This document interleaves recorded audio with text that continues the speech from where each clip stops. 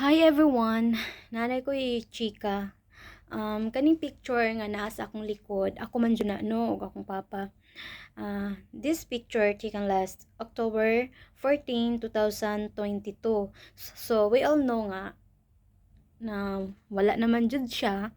So, nawala siya atong August 14, 2023. So, karon October 13 and tomorrow 14, so mag 2 months na siya bukas. And di ko akalain guys na last picture na pala namin yan, and 14 pa yung pizza, 14. And then nawala siya August 14, 2023. Then sumoto 2 months na siya ugma nga wala na. Di na ako makita. Dayon. Malas nga pizza.